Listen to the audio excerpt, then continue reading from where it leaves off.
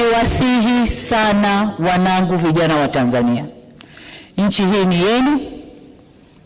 Kwa shida zozote zile zinazowakabili, msikubali hata siku moja kushawishiwa kuichoma nchi yenu wenyewe.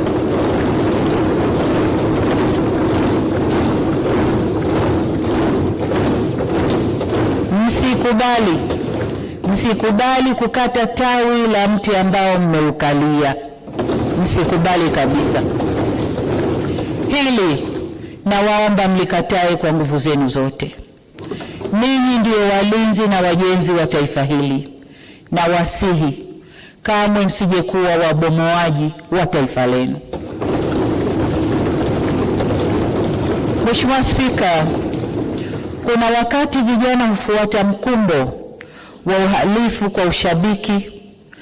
Ninatambua kwamba vijana wengi waliokamatwa na kushtakiwa kwa makosa ya uhaini hawakujua wanachokifanya.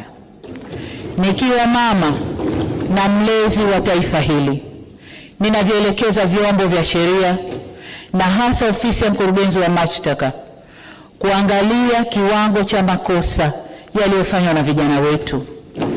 Kwa wale ambao wanaonekana walifuata mkumbo na hawakudhamiria kufanya uhalifu, wawafutie makosa yao.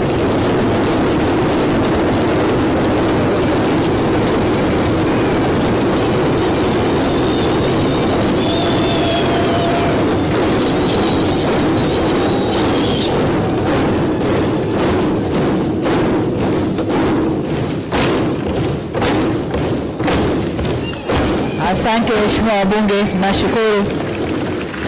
Waheshimiwa wabunge, ukiangalia klipu zile za maandamano, unaona kabisa kuna vijana ambao waliingia kwa kufuata mkumbo. Wanaimba kwa kufuata ushabiki. Hawakuwa wanajua wanalolifanya. Kwa hiyo kama mlezi, kama mama, ndio maana naelekeza vyombo vya ulinzi na usalama, hasa ofisi ya DPP, kuchuja viwango vya makosa, na kwa wale waliofuata mkumbo basi waseme nao kisha wawaachie waende kwa wazazi wao. Natoa msamaha huo kwa sababu hata maneno ya Mwenyezi Mungu katika kitabu cha Luka sura 23 mstari wa 34 yanasema, na hapa nanukuu, Yesu akasema, Baba uwasamehe kwa kuwa hawajui watendalo.